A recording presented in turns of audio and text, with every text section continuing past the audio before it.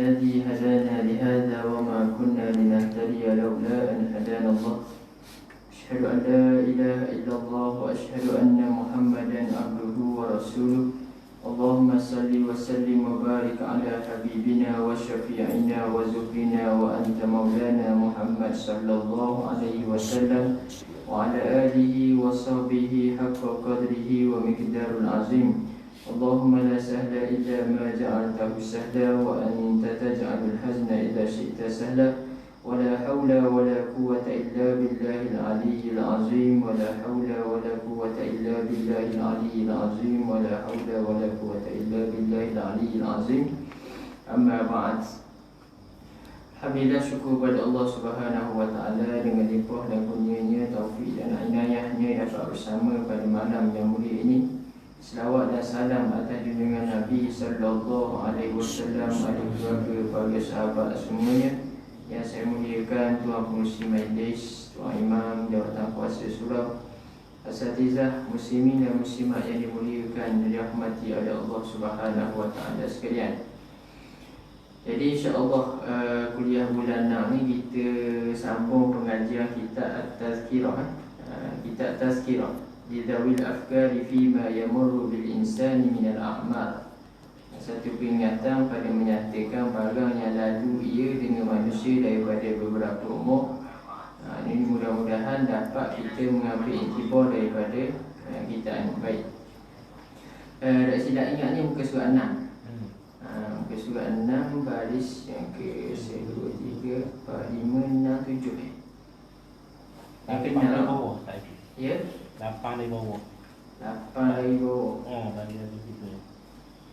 8, 9 bawah mesti ni. Tak ada. Habis nak jalan. Oh, gitu. Dah kita start ni lah dekat Bawah kan? Satu daripada tu lah. kita ambil atas sikit apa tau? Kita ambil atas sikit dekat dengan 1, 2, 3, 4, 5, 6 ujung. Kata pengarang rahimahullah ta'ala maka kita ambil sikit okay, baik. Kata pengarang rahimahullah ta'ala muka surat 6 baris yang ke-6 daripada atas ujung tu.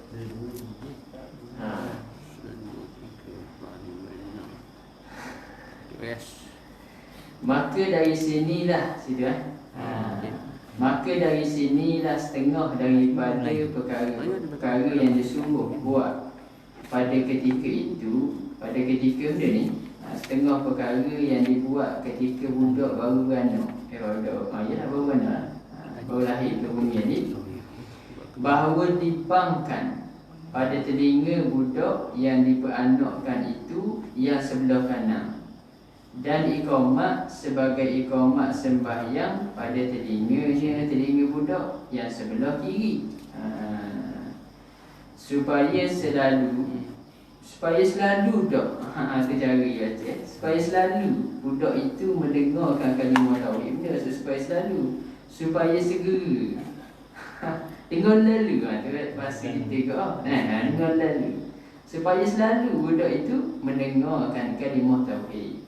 Sini ulama fiqh kata sunat kita azan dan iqamatkan sama ada budak tadi lelaki atau puan.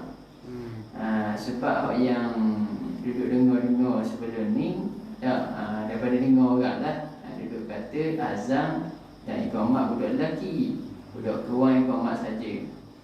Cuma apa yang kita tengok dalam kitab fiqh dan kita belajar lah, sunat azan tu pada telinga kanan dan iqamat pada telinga kiri tu sama ada budak lelaki atau budak puan. Wallahu a'lam. Ustaz. Kemudian adalah hal budak-budak itu bodoh. Itu dalam keadaan bodoh. Nampak? Dia cakap gini, ni ada dalil. Ada dalil. Mana dalil? Bodoh. Ya je gitu tu tapi sebut bodoh. Nampak? Organu orang tani kan ya pelak alis je tau. Saya sini ada kau dah orang tani tau. Baik. Kemudian adalah hal budak-budak itu di dalam bodohnya ikut tarikkan atau didikan yang mulai ni kepada ajaran jahat atau baik. Masa budak-budak kecil ni dakwah kali ni nampak? Jadi ikut siapa yang mendidik dia lah. Dalil yang pertamanya firman Allah Ta'ala. Allah Ta'ala sebut dia, wallahu akhrajakum min butuni ummahatikum la ta'lamuna syai'a. Dan Allah Ta'ala mengeluarkan, akhrajakum, mengeluarkanmu belaka ni daripada perutmu, daripada perut makmu dalam keadaan mu tak tahu benda satu. La ta'lamuna syai'a, tu dalil musannaf kata. Nah, kemudian lepas ada budak-budak tadi keluar tadi dalam keadaan bodoh ni, dalil kita masa kecil-kecil ni memang bodoh belaka. Bodoh. Learning PhD ke, Datuk Seri ke, PhD apa nama ni, belajar tinggi ke, dulu benak belaka dulu. Jadi sebab tu kita katakan lahir dalam keadaan bodoh itu tak ada masalah. Tak ada masalah, memang lungguh orang itu dah. Tapi mengekalkan kebodohan itulah yang bermasalah. Kekal pakai air order pakai tua. Itu yang masalah. Kemudian adalah hal budak-budak itu dalam bodohnya ikut tarikan ataupun didikan yang meliharanya kepada ajaran jahat atau baik, maka dari sini mestilah di atas dua ibu bapa menyuruh akan dia dengan sembahyang dan barang yang ia kuasa daripada puasa baik. Tengok saya nak sebut sini sikit. Dia kata maka dari sini mestilah di atas dua ibu bapa. Walaupun disebut dua ibu bapa, kalau kita tengok dalam kitab-kitab fiqh, musannaf sebenarnya nak khabar ginilah, menjadi fardu kifayah kepada salah seorang daripada ibu ataupun ayah. Bahagian didik anak ni, bahagian orang panggil beri pendidikan agama pada anak ni, ia tidak disyaratkan kedua-dua, tidak fardu ain yang tamak dan ayah. Nampak? Kalau pada ayah tamak dan ayah sibuk kerja, mak ajar akidah, ajar fiqh anak, jawabnya ayah dulu dosa belang-belang. Nampak? Ia fardu kifayah. Fardu kifayah atas apa? Atas mak atau ayah. Jadi kalau ayah tolong ngajar dah anak buat pada ain, sebelum ada balik, settle kan mak. Kalau mak nak ngajar kat masa tu, tak ada masalah, boleh pahala sunat pula. Cuma dari sudut hukum fardu kifayah atas mak atau ayah.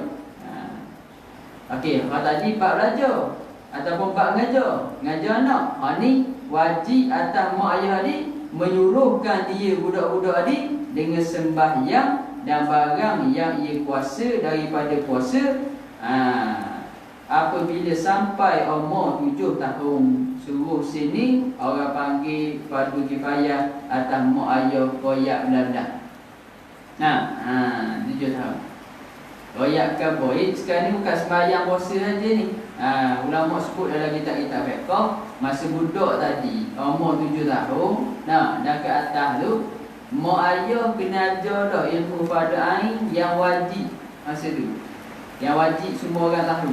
Ia bukan semua kitab fiqh tu wajib orang tahu lah. Kitab akidah tu kena tahu lah ke dah. Atas tiap-tiap orang dia ada kadar dia kan. Jadi masa ni kena royak dah.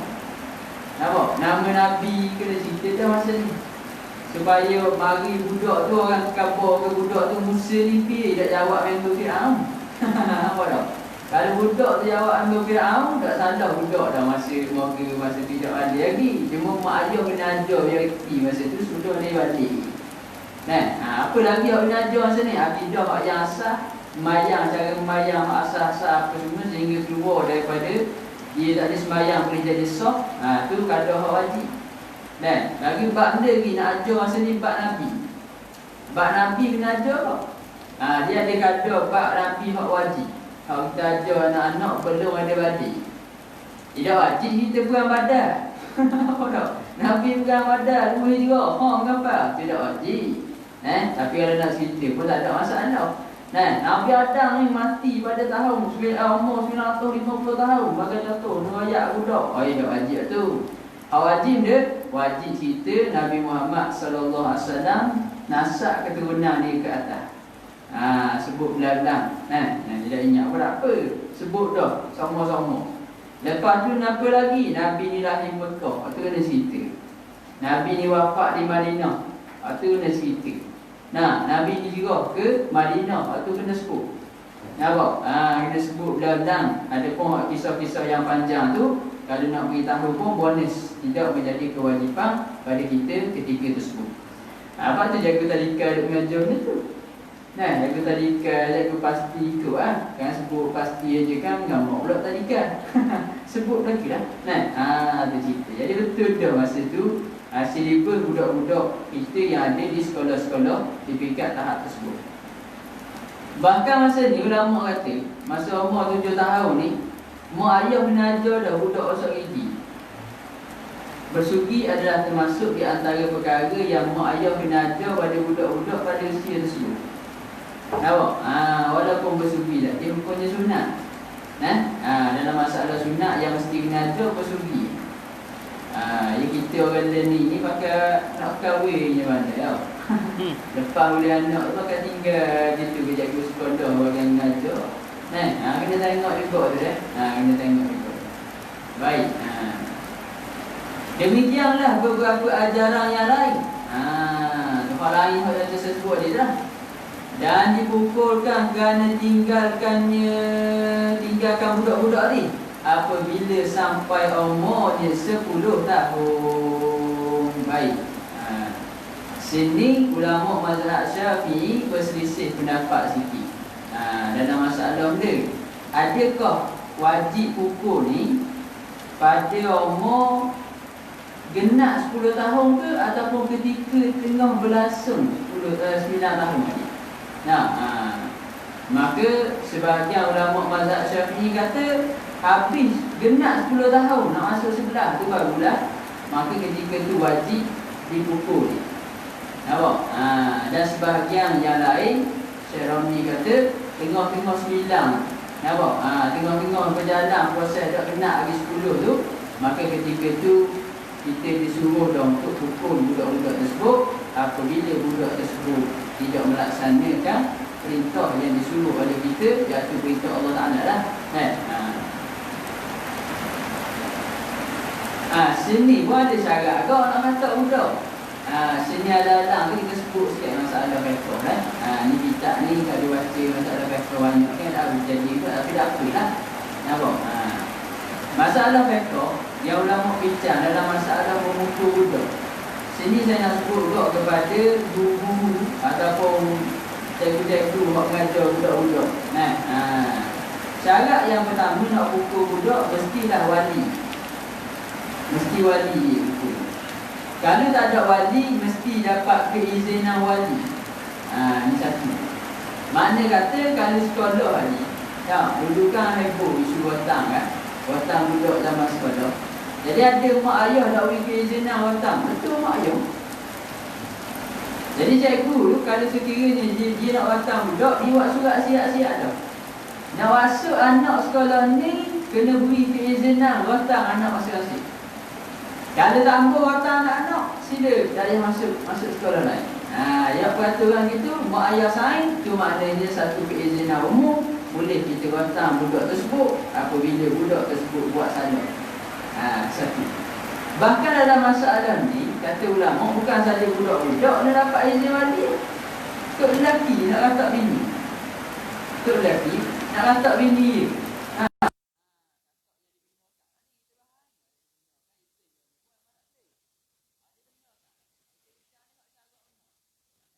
Dia tadi, dia mesti dapat keizinan wali. Suami tak boleh katak barang-barang bini. Kenapa? Suami hanya memiliki budak. Memiliki budak. Budak ni farah.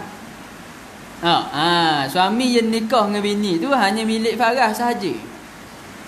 Bila yang nak farah ikut datang, bini wajib wi. Itu hak kewajipan isteri pada suami. Boleh tak suami nak katak barang-barang? Tak boleh, melainkan setelah diizin oleh wali dia. Ni jadi rosak rumah tangga, tak tahu hukum. Bagi anak nikah tu laju sangat. Nikah dah ada apa lah. Lepas nikah tu belajar belang-belang. Gitu caranya.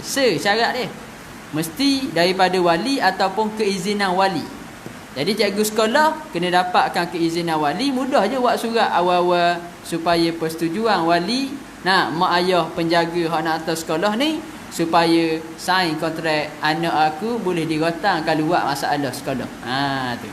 Syarat yang kedua, kita nak rotang ataupun nak pukul budak ni.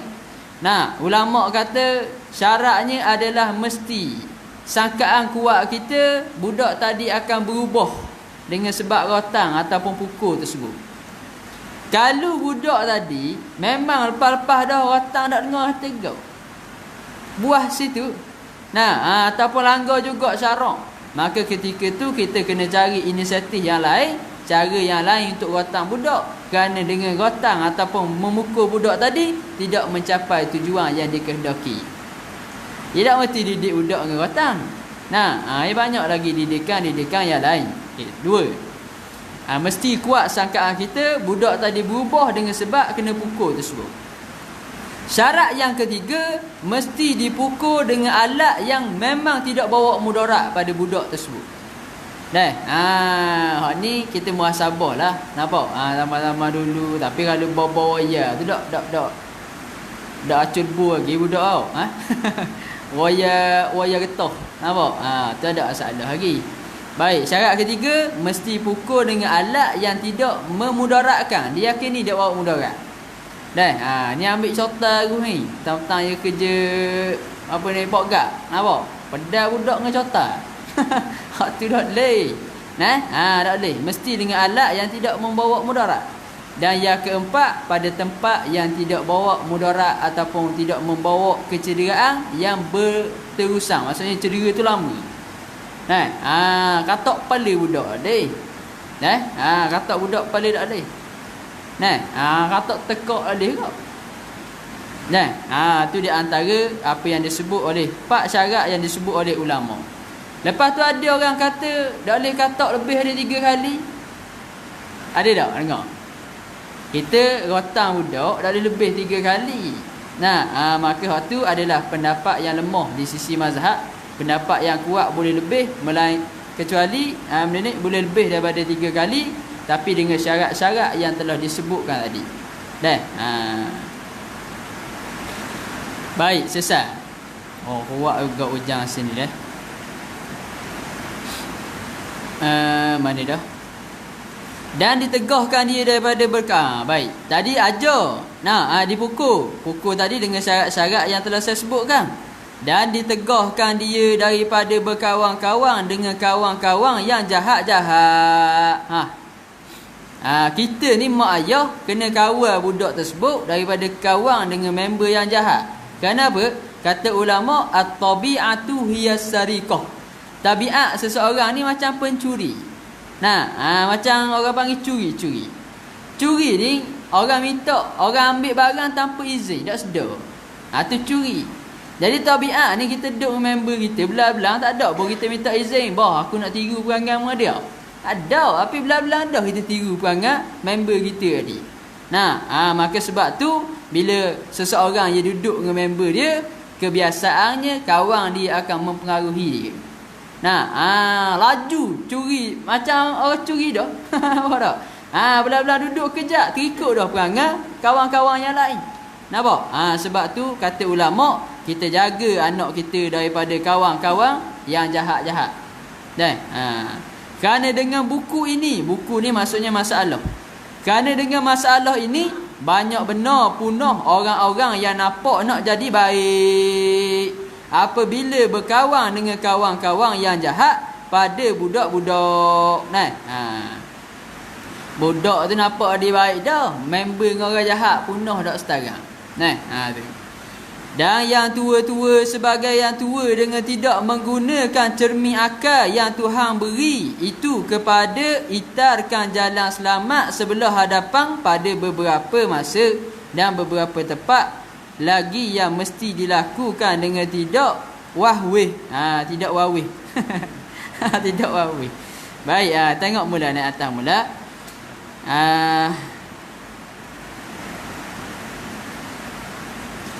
Tadi kata jangan kita tegah budak daripada kawan dengan budak-budak yang jahat. Nampak? Dengan kawan-kawan yang jahat pada budak-budak. Member budak-budak sebaya tapi jahat. Dan kita tegah juga budak tadi daripada berkawan dengan yang tua-tua. Dan tu atas pada yang nampak nak jadi baik tadi. Budak hak nampak nak jadi baik. Nampak? Jadi kita katakan budak tadi nak jadi baik, lepas tu jadi punah dengan sebab apa? Dengan sebab kawan dengan orang yang tua, sebagai tua dengan tidak guna akal cermin, tidak guna cermin akal. Yang Tuhan beri orang tua, biasanya orang tua yang akan jom dia molek. Nah, tapi kita ui anak kita pergi saing dengan orang tua, hak dah guna akal mana? Apa dah? Ya ada kau kan jenis orang tua gitu. Nah, jenis orang tua umur 40 tahun dak ingat lagi kubur kata mari. Ada juga. Maka kita ni mak ayah kena larang budak tadi, anak kita tadi daripada pergi kawan dengan orang tua hak biasa ni. Dia kata yang tidak menggunakan cermin akal yang Tuhan beri itu kepada ita akan jalan selamat. Ita ni bahasa Terengganu tau. Benda ita. Cari. Dah mudah ita dalam robok. Terengganu kita bakal kepada ita akan jalan selamat. Orang tua hak dak cari jalan-jalan yang selamat sebelah hadapan masa depan dia pada beberapa masa dan beberapa tempat lagi yang mesti dilalukan dengan tidak wawe, tidak ada syak lagi wawe. Allahumma salli ala Muhammad. Jadi kita nak kena jauhkan juga anak kita daripada orang tua yang tak sedar lagi tentang hari mati dia esok. Tu maksud dia. Tua dah duduk main judi lagi belah-belah. Tak apa ustaz 5 ya judi. Apa dah? Duk main dan haji terbang. Haji terbang belah-belah lagi haji judi. Ni orang awak teka-teki. Manakah haji yang kita berjudi? Yang antaranya tu atas pasal. Apa dah? Belah-belah haji judi belah-belah. Judi 5 ya dak padana masuk neraka 5,000 tahun. Boleh 5 ya je atas muka bumi. Nampak? Tadi. Baik, sesat. Wawih sini panggil dia. Tidak ada syak ke wawih mu ni. Tu. Dan adalah budak-budak itu sebelum lagi balik. Itu ialah di dalam Tuhan free, tidak diberatkan apa-apa beratang, melainkan semata-mata di atas ibu bapa lah mendidikkan kepada jalanan yang baik. Dan okey, selesai. Jadi kata sini, anak-anak adik, budak-budak adik sebelum daripada dia balik, sebelum lagi balik, maksudnya budak adik tak balik lagi, maka ketika tu di dalam Tuhan free. Maksudnya dia tadi tu tak ada apa-apa taklifan syarak lagi. Yakni Tuhan bagi hidup secara percuma tanpa diberatkan atas budak-budak itu dengan taklifan syarak. Tu masuk di dalam Tuhan free, tidak diberatkan apa-apa beratang. Maka budak tadi tak ada apa-apa masalah, melainkan semata-mata di atas ibu bapa. Kerana masa ni adalah tanggungjawab mak ayah dalam mendidik budak. Budak pergi curi barang rumah orang. Budak dia dah siap. Dah siap, lepas tu kena gati tau. Kena gati. Kena gati, bak kena gati. Lalu gitu budak ginjal orang, kata orang, dak budak dak dosa. Member nak hati lelih. Apa dak? Baik. Hak tu kena denda juga. Siapa denda? Mak ayah dia. Sini gini, tanggungjawab mak ayah didik. Didik budak perangai dak molek juga. Dosa dak mak ayah? Lepas dah mak ayah. Tu cerita dia. Ada orang kata suami siang ke suami tu orang panggil, bila suami mati isteri perangai jahat. Suami duduk dalam kubur kena katak belah-belah dah. Apa isteri perangai jahat atas muka bumi kata. Tu. Budak-budak perangai jahat atas muka bumi pihak kena katak dalam kubur. Mak ayah ia kena katak. Kita dengar gitu, rasa mu nikah lalu. Dah ada anak oleh ada dosa kita. Tengah-tengah nikah oleh-oleh ada bini masa kita mati pun kita boleh dosa. Ada hak repok gitu. Kita tengok dulu. Hak kena seksa dalam kubur tu buat tanggungjawab dah lagi. Nah, kalau suami dia atas muka bumi masa suami dia hidup dah dia didik dah bini dia molek, mak ayah tak dididik dah anak-anak tu molek. Mak atau bini ni ataupun anak-anak dia tak dengar cakap mak ayah tu, lepas dah mak ayah dia. Nyanyi lah gitu tegur-tegur, perangai dak ubah anak mak ayah kena katak dalam kubur. Dak akak mari sejik mak ayah. Apa dah? Belah-belah dosa boleh. Tak, syaratnya kita didik je. Bagian urusan dia jadi orang kedak tu serah pada Allah Subhanahu Wa Taala. Baik. Melainkan semata-mata di atas ibu bapa lah mendidikkan kepada jalanan yang baik. Jadi mak ayah yang kena didik jalanan yang baik. Hatta kalau anak kita ni masa belum balik duk tengok orang puang. Duk celah pelik-pelik tengok. Mak ayah kena ambil kepala budak tu alih-alih. Alih. Tu tanggungjawab kita masa tu. Dan tersebut di dalam hadis maksudnya diangkatkan kolam tulis salah satu daripada 3 bangsa manusia. Ni rufi'al kolam tu hadis tu Diangkat kolam yakni tidak ditulis. Maksud diangkat kolam ni maksudnya tidak ditulis dosa kepada budak-budak ataupun kepada 3 bangsa ni. Yang pertama daripada budak-budak hingga balik budak-budak tadi. Budak-budak hingga dia balik, dia tak akan ditulis dosa dia, melainkan ditulis dosa mak ayah dia sekiranya mak ayah dia tidak mendidik dia dengan baik. Yang kedua daripada yang jenera. Jenera tidur. Jenera je tulis. Nak baca kan ni asal-asal. Apa ada tak orang kitab Rumi? Kau tulis dia? Tidur lain ni, itu kuasa tu. Tu. Jenera. Dia buat jenera lah. Daripada yang jenera hingga jaga ia. Orang tidur jenera, siapalah yang jaga. Sepanjang dia tidur tadi, kalau ada yang ngupak orang masa tu, dah siap. Dah. Tapi kalau ada tengah-tengah dia tidur tadi, dia salah pecah basuh orang, negati tau. Negati nampak? Dari sudut hukum dunia, tu kena. Cuma dari sudut hukum dengan Allah Ta'ala, tak ada dosa. Allahumma salli ala Muhammad. Tapi sini bahaya ke ada jenis ngigal-ngigal nampak? Jenis ngigal-ngigal ni orang kita tanya soalan pelik-pelik. Abang nak nikah lain ke tak? Jawab belah-belah dak. Apa dak? Belah-belah tidur lain ni tadi. Tapi tok lelaki boleh jawab lah. Dalam ngigal ni abang jawab nak nikah lain, tok lelaki boleh jawab dah rufi'al qalam an salas. Dak, dia angkat kalang tadi daripada 3 kata. Di antaranya orang la an-naimu, orang yang tidur hatta yastaiqiza, sehingga orang tak dibangun. Tuhan tak kira dosa ke abang awak nak kira. Jawab ke bini belah-belah. Bak kadang-kadang orang puang ni kalau dia mimpi tak tahulah ni betul ke tak ni. Kalau dia mimpi tok lelaki nikah lain tu dia bangun tu dia marah dah tok lelaki. Dah. Padahal dia mimpi. Apa? Nanya ke tok lelaki. Tu baik. Yang ketiga, orang hak tidak dikira dosa dia mana? Daripada yang gila hingga ia hilang gila. Hilang ia. Hilang gila tersebut. Titik situ. Jadi masalah orang gila yang tidak dikira dosa ni, orang gila mana? Sini nak sebut sikit. Orang gila yang dia tidak buat gila. Maksudnya orang gila yang bukan jadi gila dengan sebab perbuatan dia. Hal ni tak dikira. Kalau dia isap dadah, isap dadah apa jadi gila? Tu Tuhan kira belah-belah. Ketika dia gila tu dosa masuk. Tu kata para ulama.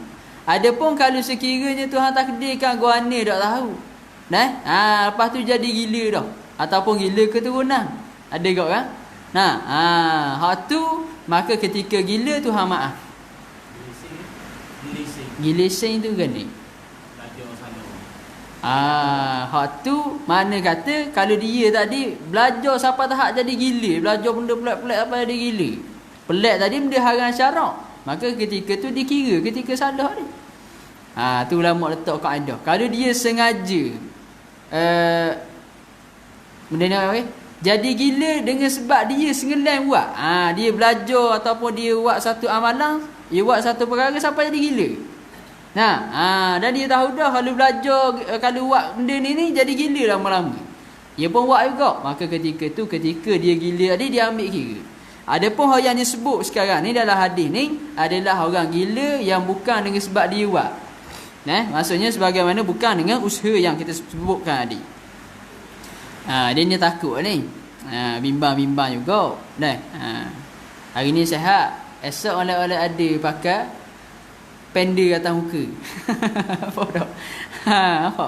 Pendek atas muka, bawah dak akal belaka tau. Ni kena bimbang mo. Sama-sama. Nas'alullah as-salamata wal afiyah, minta jauh. Selesai. Betul jang belakang tu. Tu takut lajau. Dan tersebut titik dia habis terjemahan hadis. Dan tersebut pada setengah-setengah tempat pula menambahkan yang kena paksa apa ni? Maksudnya dalam hadis tadi sebut 3 saja. Dalam riwayat yang lain kata kalau orang tadi kena paksa pun tidak berdosa dia. Orang kena paksa. Tapi orang kena paksa ni ada syarat pula. Contoh masalah puasa, masalah membayang, masalah benda-benda lah kebanyakan syarat ni.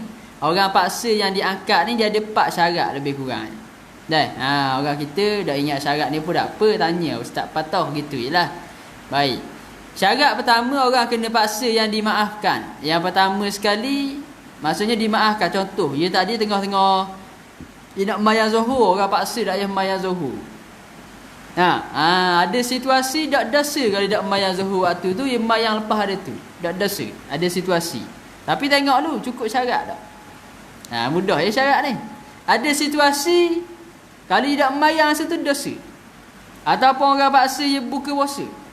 Orang paksa dia buka puasa, dia pun buka buat apa? Anak saya paksa ugut saya, kalau ayah puasa hari ni, anak akan ngajuk seumur hidup. Ayah buka puasa tak sekarang. Itu dosa. Apa tak? Kerana tak cukup syarat paksaan. Maka ulama fiqh dia bilang syarat paksaan ada 4. Yang pertama sekali, mestilah orang yang memaksa, orang yang memaksa tu lagi kuat daripada orang yang dipaksa. Syarat pertama lagi kuat secara zahir, secara zahir lagi kuat. Syarat yang kedua, orang yang dipaksa tadi orang yang memaksa.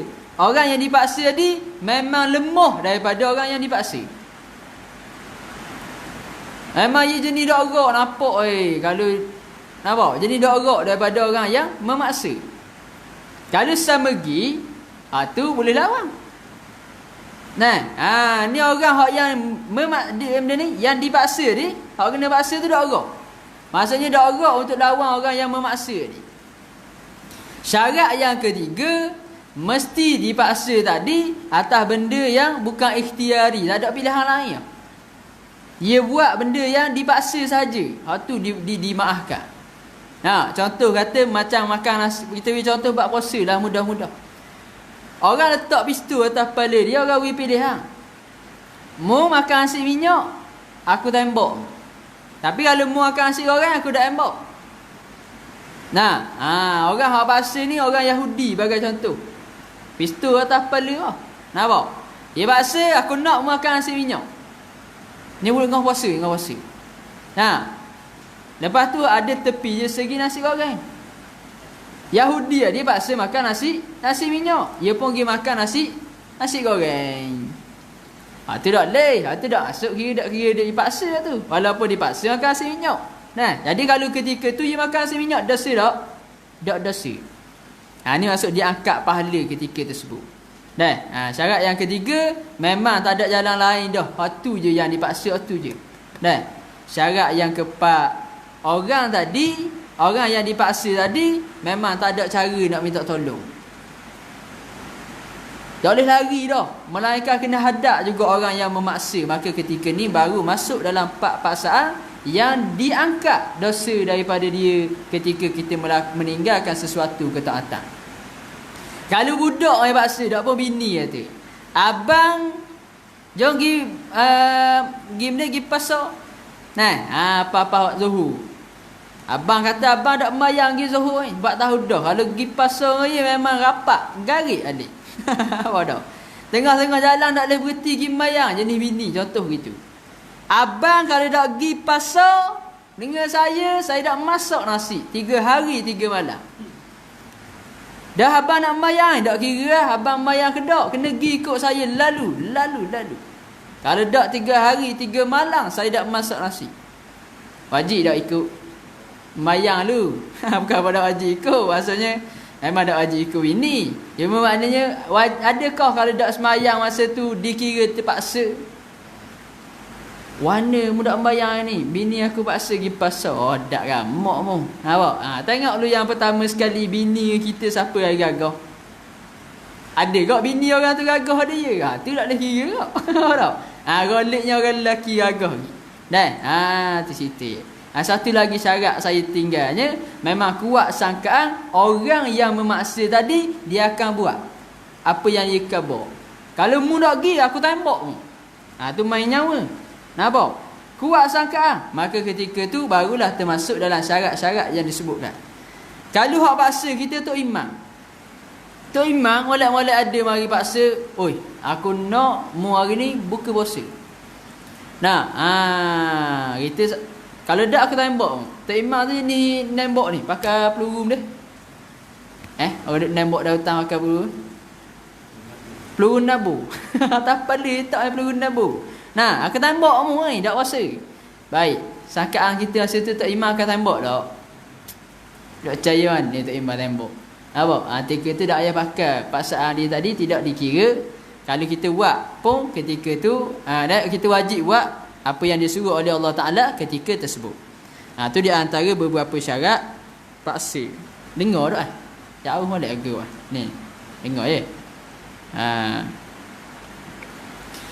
Dan adalah segala amal budak-budak sebelum balik itu daripada amalan-amalan yang baik, daripada tu bayan bayan bagi amal. Nak terang tentang amal dia, amal yang baik-baik. Ialah di dalam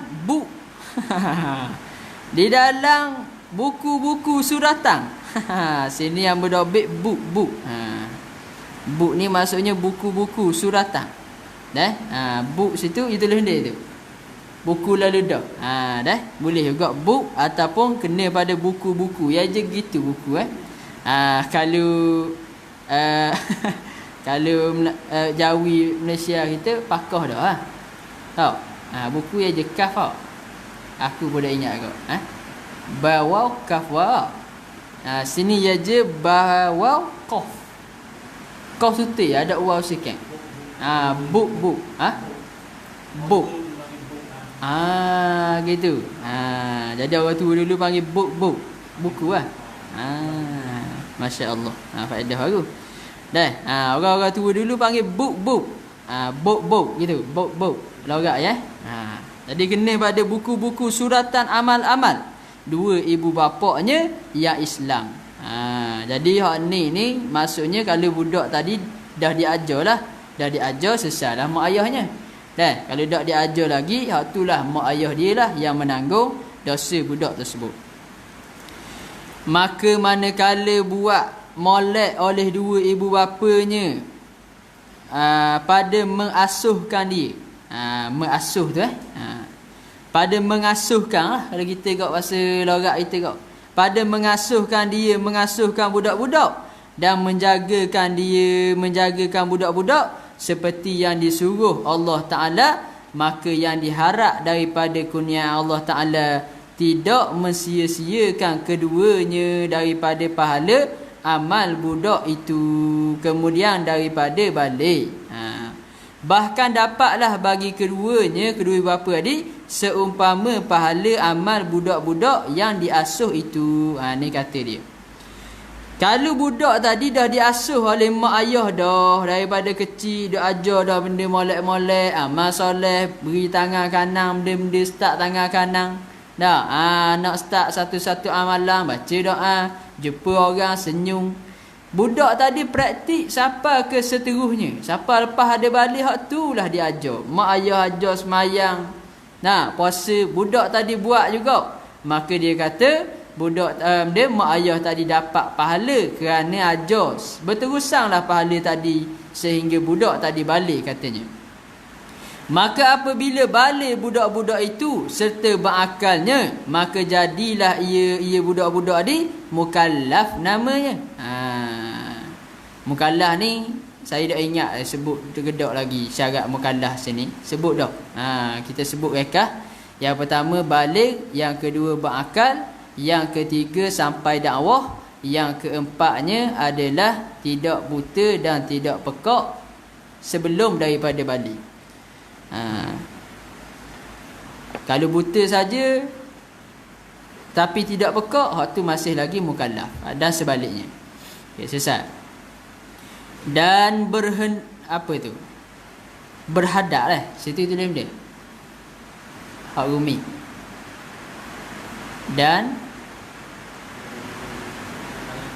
ya.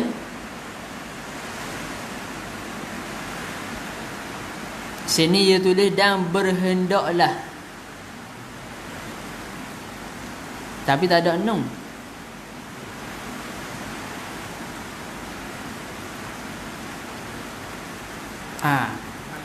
Berhadap.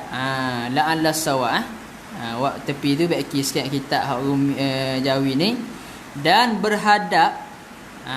Qaf tu tambah titik sekali. Dan berhadaplah kepadanya suruh dan tegah dan janji baik dan jahat dan pahala dan azab dan malaikat yang menjaga tulis yang baik dan yang jahat pun bekerjalah sebagaimana menyuruh Allah Ta'ala. Okey, baik. Sini nak cerita tadi yang mula-mula. Maka apabila balik budak-budak itu serta berakalnya, maka jadilah ia mukallaf namanya. Dan berhadaplah kepadanya, kepada budak-budak yang balik tadi, suruh, maksud suruh sini perintah Allah Ta'ala. Dan tegah, nahi Tuhan, benda Tuhan larang. Dan janji baik dan janji buruk. Apa janji baik dan janji buruk? Janji syurga dan janji neraka. Tu yang disebut tu. Dan pahala, janji baik maksudnya janji pahala, janji syurga neraka tu lah. Dan azab. Tu. Jadi semua masa tu budak tadi kena hadap sendiri dah. Maksudnya atas tanggungjawab dia dah untuk amal-amal malaikat tulis ketika tu. Dan malaikat yang menjaga tulis yang baik dan yang jahat pun bekerjalah sebagai yang jahat pun. Jadi masa tu malaikat tulis belaka hak baik dan jahat. Sinilah ulama mai royak. Orang kita manusia ni ketika mana dia buat baik, dia ada malaikat kanan, malaikat kiri kan? Masa buat baik tu, ya malaikat kanan ni yang mencatat ni dia jadi ketua kepada kumpulan malaikat yang mencatat. Jadi bila malaikat kanan tulis kebaikan, tulis. Siapa orang tadi buat kejahatan, buat kebaikan malaikat kanan tulis, buat kejahatan malaikat kiri tulis. Bila orang tadi hamba Allah tadi buat kejahatan, malaikat kiri nak tulis, dia kena minta izin daripada malaikat kanan yang merupakan ketua bagi kedua-dua malaikat. Nampak? Jadi minta izin, wahai malaikat, wahai bos, mana ni tulis tak? Bos kata relax tu, kita lock dia dalam tempoh 6 saat. Moga-moga dia bertaubat. Moga-moga dia bertaubat daripada dosa. Tak boleh lalu. Bila gitu, malaikat tadi pun tunggu 6 saat. Saat sini ulama ada hurai jugalah. Adakah saat, sebab bahasa Arab bila sebut saat dia ada tengok keadaan pakai tu dekat mana. Cuma ulama dia bahas. Yang pertama saat dengan maksud detik, macam kita faham saat kita. Yang kedua saat dengan maksud jam. Nampak? Saat 1 jam. 1 saat 1 jam. Baik. Jadi sini wallahu alam, ulama tidak memutuskan secara putus. Saat di sini berapa lama. Cuma makna kata ada beberapa tempoh di lock 6 saat. Lepas daripada 6 saat tu, tiba-tiba hamba Tuhan tadi tak bertaubat lagi pada Allah. Nah, maka malaikat kiri tanya lagi pada malaikat kanan, "Guana tak taubat kau ni?" Malaikat kanan kata, "Tulis." Lalu malaikat pun berdoa kepada Allah Ta'ala, semoga Allah Ta'ala merehatkan hamba ni. Benda maksud merehatkan hamba. Bahasa tu nampak lembut sikit tu. Bahasa kasarnya, semoga Tuhan mematikan hamba Allah Ta'ala ni. Tu pun beralus lagi. Kasar lagi, pergi mampu kamu. Malaikat doa kepada hamba Allah Ta'ala yang melakukan maksiat. Apabila mereka tidak bertaubat lepas daripada tempoh tersebut, malaikat doa, pergi mampu kamu. Ni tafsiran daripada Syekh Nawawi Al-Bantani ketika menghuraikan makna perkataan malaikat tersebut, semoga Allah Ta'ala merehatkan kamu. Kata Syekh Nawawi, moga-moga mu mampu cepat. Malaikat mendoakan kematian kepada orang tersebut. Benda ni disebut dalam, antaranya disebut dalam Nurul Zalam Syarah Akidah Awam. Okey, baik. Habis itu.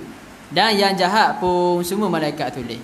Bekerjalah sebagaimana, gitu boleh. Bekerjalah, tu jumlah baru tak apa.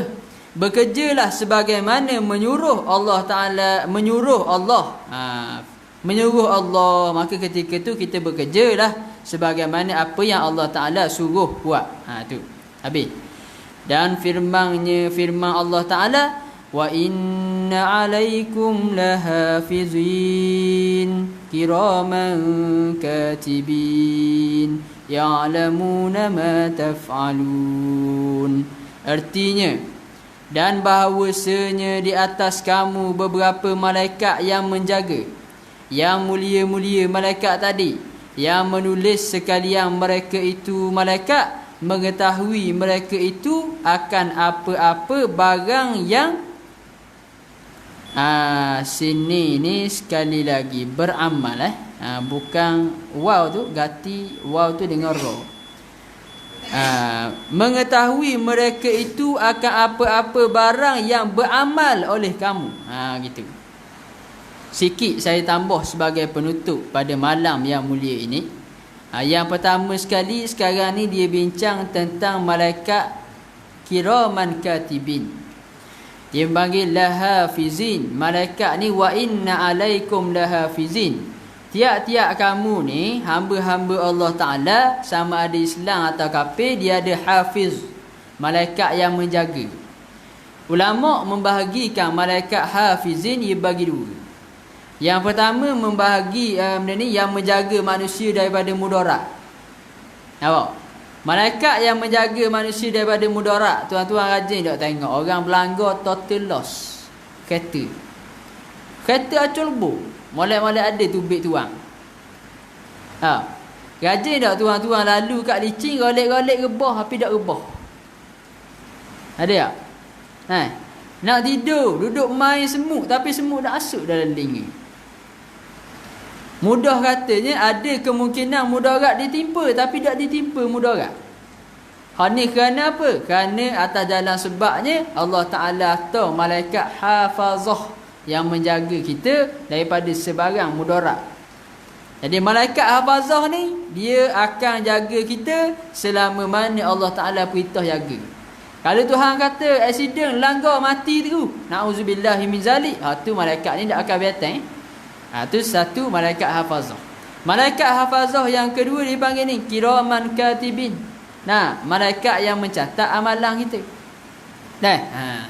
Jadi sebab tu kata Syekh Ibn Atiyah, dia kata apabila hidup seorang hamba sehinggalah kepada mati seorang hamba, atas tiap-tiap seorang tu ada lebih kurang 400 malaikat yang jaga atas seseorang individu tersebut.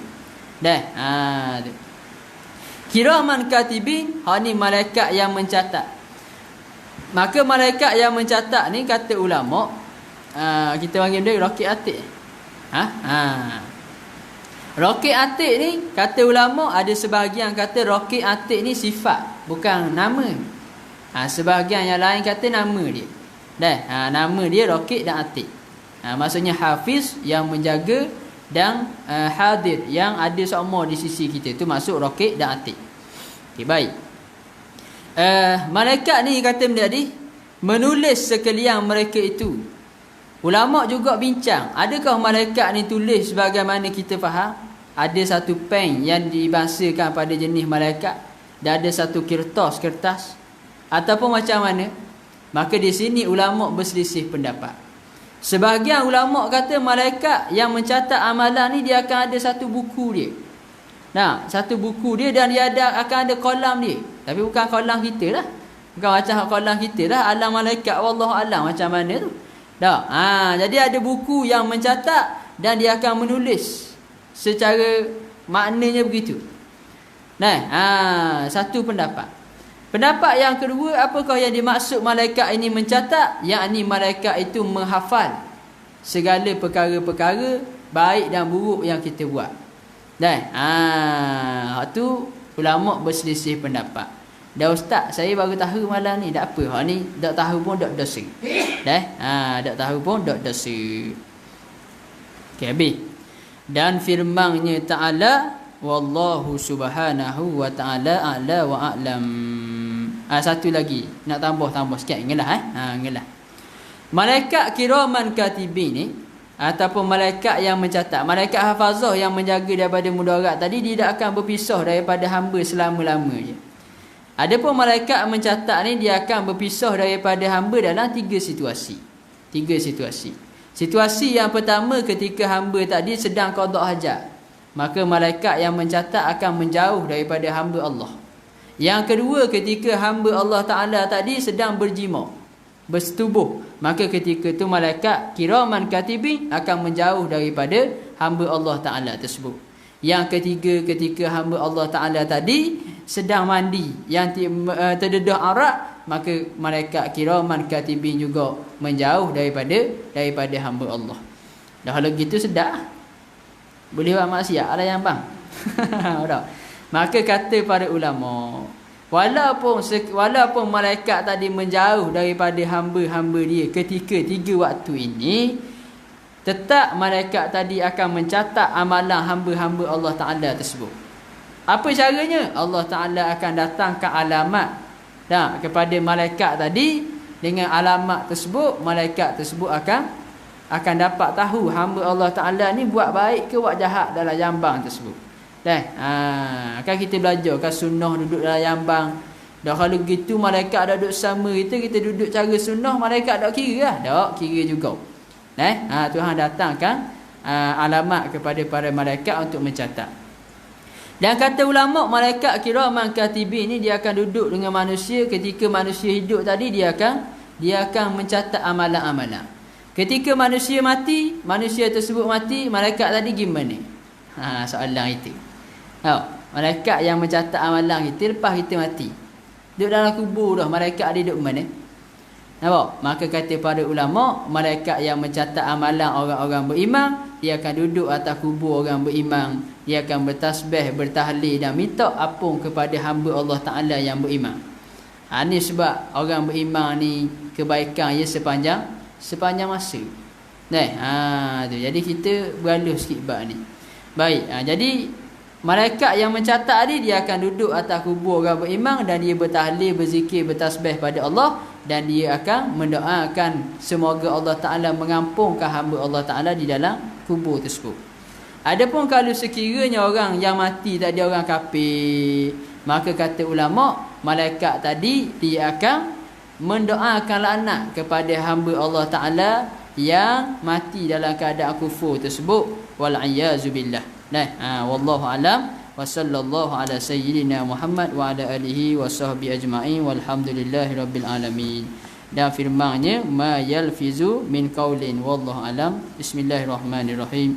Alhamdulillahi rabbil alamin wassalatu wassalamu ala asyrafil anbiya'i wal mursalin wa ala alihi wa sahbihi ajma'in. Allahumma la sahla, Allahumma zidna ilma warzuqna fahma wahdina siratal mustaqim. Wa sallallahu ala sayyidina Muhammad wa ala alihi wa sahbihi ajma'in walhamdulillahi rabbil alamin.